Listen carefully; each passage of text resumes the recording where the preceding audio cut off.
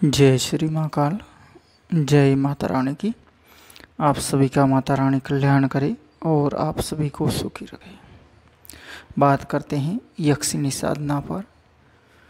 यक्षिणी और यक्ष के बारे में एक विशेष जानकारी है जो आपको देंगे। ये प्राचीन काल से ही एक शेड्यूल के रूप में चला आ रहा है कि वर्तमान में जैसे अपन जादू वगैरह कहते हैं, तो प्राचीन काल में क्या होता था कि बड़े बड़े तांत्रिक लोग होते थे या जादूगर होते थे, वो ऐसी ब्लैक मैजिक की शक्तियाँ करते थे, सिद्ध करते थे शक्तियों को, जिसमें ज़्यादातर यक्ष है, यक्षिणियाँ हैं, बेताल है, पिशाचनी है, ऐसी शक्तियों को काम में लेते थे। और वो ऐसी शक्तियों को काम में लेने के साथ में ही उनका जो शेड्यूल होता था वो किसी भी चीज़ को गायब करना, किसी को उठाना, किसी को यहाँ से वहाँ दिखाना, ये सब इन्हीं शक्तियों के आधार पर कार्य उनका होता था। तो आज मैं आपको इसमें कई यक्षिणियों के मंत्र भी बताऊंगा और उनके बारे में विशेष जानकारी है वो आपको दे रहा हूँ। ये यक्ष क्या है कि जादू से विशेष जुड़ा हुआ शब्द होता है और धनवान जैसे कोई बनना चाहता है ना, धन से संबंधित कोई लालसा रखता है, तो जैसे कुबेर भगवान माने जाते हैं, वो यक्ष यक्षिणियों के जो प्रमुख देवता माने जाते हैं वो कुबेर भगवान माने जाते हैं। और आज भी हर घरों में कुबेर और लक्ष्मी जी की साधनाएँ होती हैं। और विशेषकर जैसे दीपावली वगैरह के त्यौहार पर कुबेर भगवान की पूजा अर्चना होती हैं, जो ज़्यादातर घरों में होती है, हर किसी के वहाँ होती हैं। तो कुबेर भगवान क्या है, धन से जुड़े हुए हैं, धन के देवता माने जाते हैं। वैसे तो यक्ष और यक्षिणियों के देवता हैं वो कुबेर भगवान ही है। और प्राचीन समय में जब लोग इतने कुछ करते भी नहीं थे और लोगों को ऐसा नज़रों में होते थे कि यार इनके कुछ है भी नहीं, फिर भी इनके पास में पैसे है, ये कुछ विशेष ऐसे जादूगर की तरह रहते हैं कुछ, तो उनके पास में ये शक्तियाँ होती थी, ऐसी वो साधनाएँ करते थे। तो अभी क्या है, अभी तो हर क्षेत्र में भीड़ भाड़ की जगह बन गई हैं, जैसे शहरी क्षेत्र ज़्यादा बने हैं। प्राचीन समय में हर कोई इतना बड़ा कोई शहरी क्षेत्र नहीं होता था, सब जगह बहुत ही कम लोग रहते थे। बड़े बड़े वर्तमान में शहर है वो एक गाँवों के रूप में दिखाई पड़ते थे।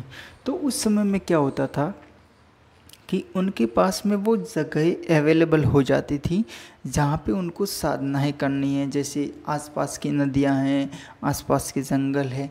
अब क्या है, अब वो नदियाँ समाप्त हो गई, जहाँ पे बड़ी शहर है, बड़ी सिटियाँ बन गई हैं, वहाँ पे वो नदियाँ हैं, जंगल है, वो सब समाप्त हो गए, अभी वो है नहीं। तो उस समय ये सब जगह वगैरह उनको मिल जाती थी, वो आसानी से कहीं पे भी जाते थे और वहाँ जाके साधनाएँ करते थे। उनमें किसी भी प्रकार का कोई भी डिसिप्लिन जो होता था ना, वो खंडन नहीं होता था।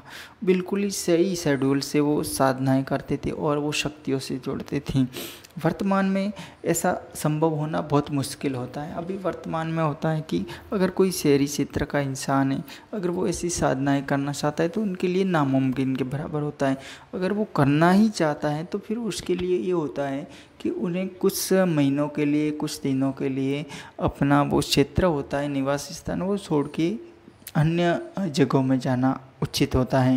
जैसे कोई पहाड़ी क्षेत्र हैं, मान लीजिए आप उत्तराखंड में, हिमाचल में, ऐसी जगहों में कहीं रहते हैं और अगर आप ये साधनाएँ करना चाहते हैं और ऐसी जगहों में साधनाएँ करते हैं कि जहाँ पे बिल्कुल एकांत है, तो ये शक्तियाँ होती है वो सिद्ध होती है और जो साधक होता है उनकी धन की हर किसी प्रकार की जो पूर्ति कर देती हैं।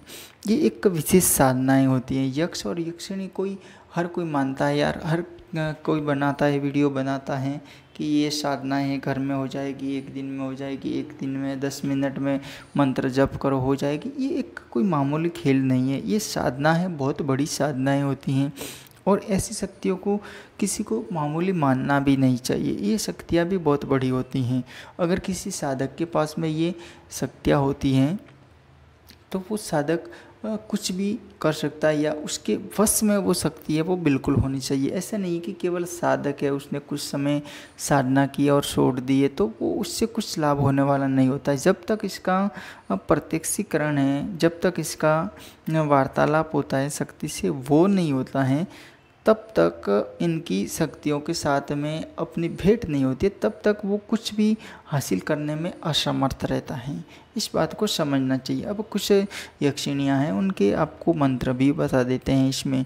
ये हमारे यहाँ क्या है कि ये प्राचीन काल से भी इनका पुराणों में वगैरह काफ़ी इनका उल्लेख मिलता है, यक्षों का, यक्षिणियों का।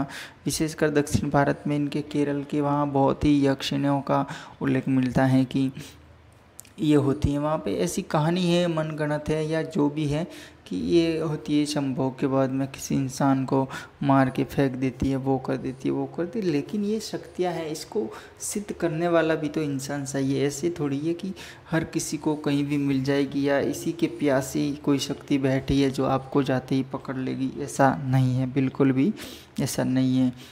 तो आपको कुछ मंत्र बता देते हैं, आप मंत्र सुन लीजिएगा। जो ये प्राचीन कालीन ग्रंथों में वही रटे हुए मंत्र आते हैं। इनसे जो साधना करते हैं, जो साधक होते हैं, उनको स्वयं को अनुभव कितना होता है वो उन पर निर्भर करता है।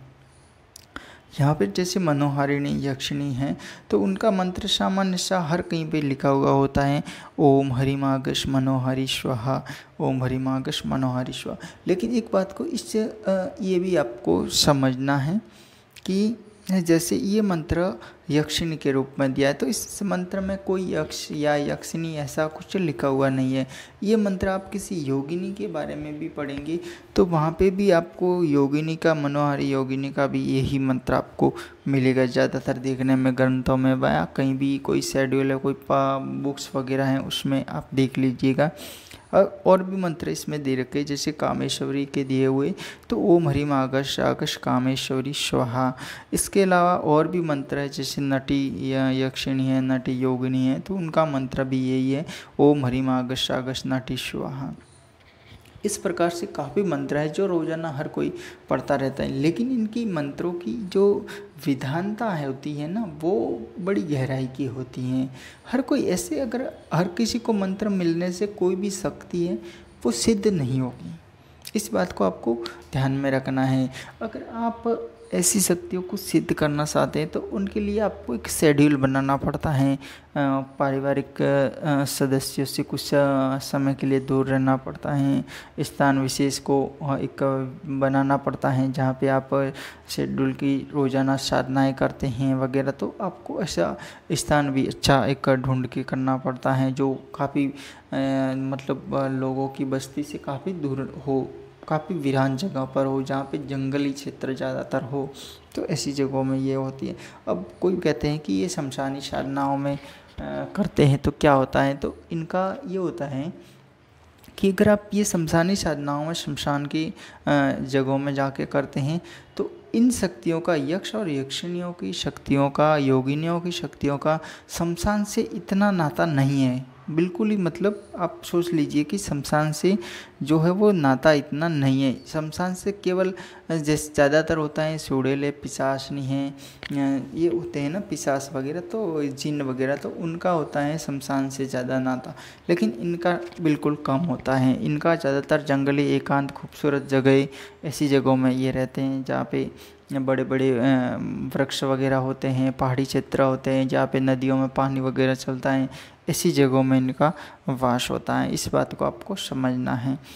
तो आप अगर सही ढंग से समझे और इन साधनाओं को करें तो ऐसी साधनाओं में सिद्धि तो मिल जाती है, लेकिन समय का कोई विशेष इसमें प्रावधान नहीं होता है कि हर कोई कहता है कि 1 दिन में सिद्ध हो जाता है, 3 दिन में हो जाता है या 7 दिन में हो जाता है। तो हम नहीं कहेंगे कि आपको 1 दिन में होगा, 7 दिन में होगा या महीने में भी होगा। वो साधक पर ही निर्भर करेगा कि आप उस साधना को कैसे करते हैं।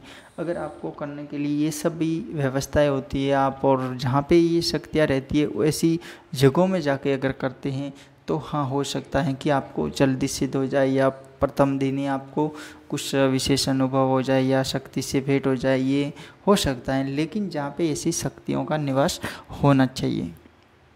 अगर ऐसी शक्तियों का निवास नहीं होता है और उन जगहों पर जाके आप कुछ करते हैं तो फिर वहाँ पे असंभव सी एक बात हो जाती है। फिर वो साधक क्या होता है कि कुछ समय तक करता है और कुछ दिन निकलने के बाद में वो थका हारा छोड़ देता है। तो ये इनके बारे में कुछ सामान्य सी जानकारी थी। अगर आपको अच्छी लगे वीडियो तो लाइक और शेयर ज़रूर करना, चैनल को सब्सक्राइब करना। अगर आप किसी प्रकार की कोई साधना वगैरह चाहते हैं तो व्हाट्सअप कीजिएगा। जय श्री महाकाल।